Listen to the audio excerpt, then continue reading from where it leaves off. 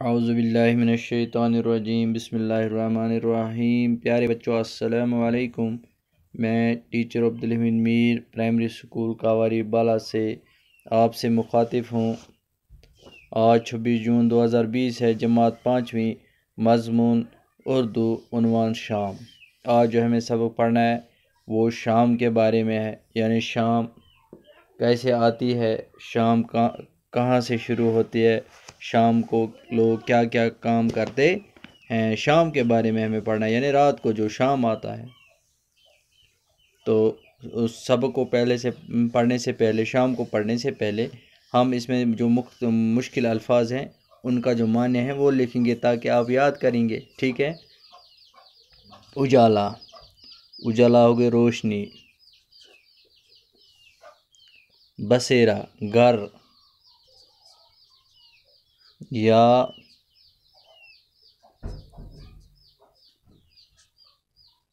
گھونسلے میں آنا۔ جیسے انسان گھروں میں رہتے ہیں، ٹھیک ہے، لیکن جو جانور، یہ پرندے، یہ اپنے گھونسلوں میں رہتے ہیں۔ تاریکی ہو گیا اندھیرا،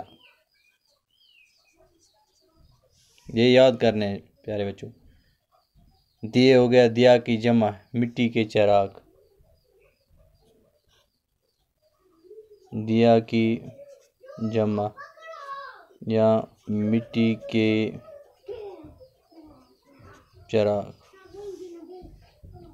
چرخ بریں، اونچا آسمان۔ بے روغن، تیل کے بغیر۔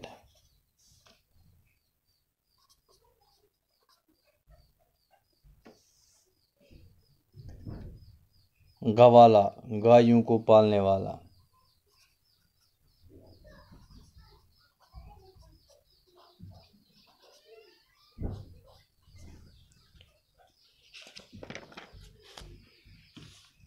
ریوڑ، مویشیوں کا غل۔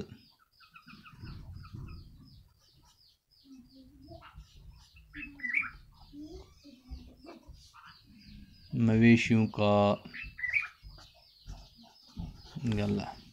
خون پسینہ ایک کرنا، خوب محنت کرنا، خوب محنت کرنا۔ غافل، بے خبر۔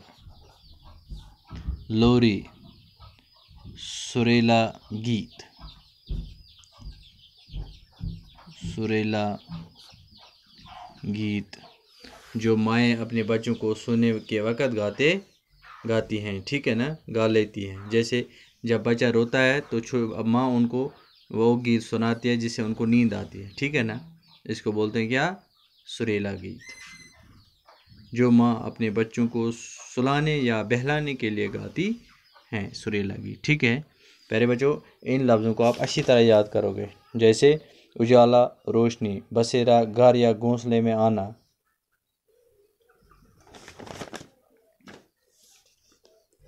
تاریکی اندھیرا، دیے دیا کی جمع، مٹی کے چراغ، مٹی کے چراغ۔ چرخے برین، چرخے برین، اونچا آسمان۔ بے روغن، تیل کے بغیر۔ گوالا، گایوں کو پالنے والا۔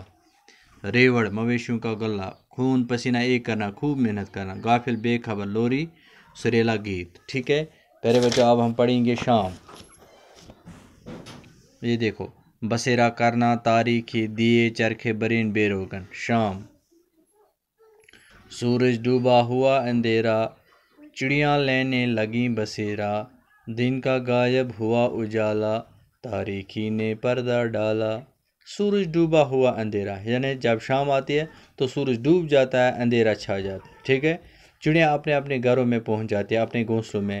دن کا غائب ہوا اجالا، جو دن کی روشنی تھی وہ غائب ہو گئی، تاریکی نے پردہ ڈالا، اب اندھیرا چھا گیا، ٹھیک ہے۔ جلنے لگے دیے گھر گھر میں، جلنے لگے مٹی کے چراغ، یعنی جو چراغ جن سے ہمیں روشنی ملتی ہے، اب پرانے زمانے میں چراغ ہوا کرتے تھے، آج کا جو دور ہے اس میں وہ نہیں ہے، لیکن پرانے زمانے میں مٹی کے کسی برتن میں وہ تیل ڈالتے تھے، اسی کو جلاتے تھے، لیکن وہ پرانا زمانہ تھا، اس لیے اس نے لکھا ہے جلنے لگے دیے گھر گھر میں، گرجا گھر، مسجد اور مندر میں۔ گرجا گھر ہو گئے جہاں یہ جو سکھ مذہب کے لوگ ہوتے ہیں وہ عبادت کرتے ہیں، مسجد میں ہم مسلمان کرتے ہیں، مندر میں ہندو لوگ کرتے ہیں، تو سب جگہ جلتے ہیں دیے، ٹھیک ہے نا۔ چرخے بریں پہ چمکے تارے، یعنی اونچے آسمان پر اب تارے نظر آنے لگے، بے روغن ہیں روشن سارے، لیکن وہ تیل کے بغیر چلتے ہیں، تیل کے بغیر ہمیں دکھتے ہیں چمکتے ہوئے، جلتے ہیں۔ جنگل سے گھر آئے گوالے، اب جو یہ گایوں کو پالنے والے ہوتے ہیں وہ واپس آ گئے جنگلوں سے، ریوڑ اپنا اپنا سنبھالے، اپنا اپنا ریوڑ ان کے ساتھ ہے، یعنی مویشیوں کا گلا۔ جا پہنچے مزدور گھروں میں، خوش خوش ہیں بیوی بچوں میں۔ مزدور دن کو کام پر ہوتے ہیں، مزدوری کرتے ہیں، لیکن شام کو خوش ہوتے ہیں اپنے بچوں کے ساتھ، اپنے بیوی بچوں کے ساتھ۔ دن میں کب آرام کیا ہے، خون پسینہ ایک کیا ہے۔ یہ جو مزدور لوگ ہوتے ہیں دن میں بہت محنت کرتے ہیں، کبھی آرام دن میں نہیں کیا ہے، لیکن جب شام آتی ہے، شام کو گھر آتے ہیں تو بہت آرام سے آ جاتے ہیں۔ نیند میں غافل ہو گئے بچے، سو گئے لوری سنتے سنتے۔ اب شام کو بچے جو ہوتے ہیں وہ سو گئے، لیکن کیسے؟ ماں نے ان کو میٹھی آواز، سریلی آواز میں گیت گائے، تو وہ لوری ان کو سنائی، وہ گیت سنائے جن سے ان کو نیند آ گئی، وہ سو گئی، ٹھیک ہے نا۔ آپ پیارے بچوں، آپ کو سمجھ آ گیا شام کیسے آتی ہے، شام کے وقت کیا کیا ہوتا ہے، یعنی سورج ڈوبتا ہے، چڑیاں اپنے گھروں میں جاتی ہیں، روشنی ختم ہو جاتی ہے، پرند یہ جو تاریکی ہے وہ پردہ ڈالتی ہے، یعنی اندھیرا چھا جاتا ہے، ہر گھر میں دیے جلتے ہیں، آسمان پر تارے چمکتے ہیں، وہ تیل کے بغیر ہوتے ہیں۔ جنگل سے گوالے واپس آتے ہیں، وہ اپنا ریوڑ ساتھ لاتے ہیں، مزدور گھر پہنچتے ہیں اور وہ اپنے بیوی بچوں کے ساتھ خوش ہوتے ہیں۔ دن میں وہ مزدور آرام نہیں کرتے ہیں،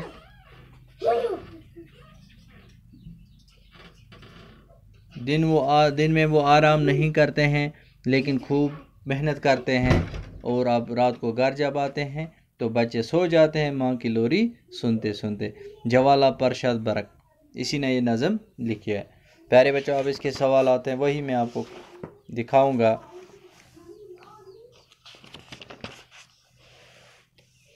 یہ دیکھو، سوچے اور بتائے۔ شاعر نے نظم شام کی پہچان کیا پہچان بتائے؟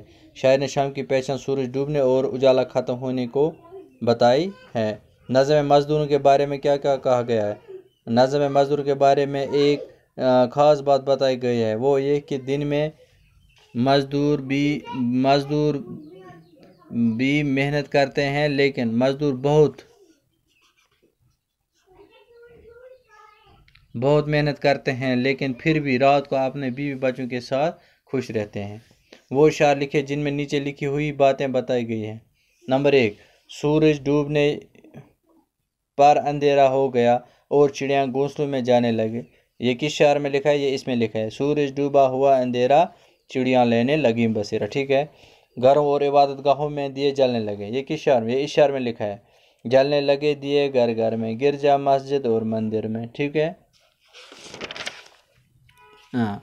مزدور گھر پہنچے، بیوی بچوں سے مل کر خوش ہوئے، جا پہنچے مزدور گھروں میں، خوش خوش ہیں بیوی بچوں میں، یہ شعر ہے۔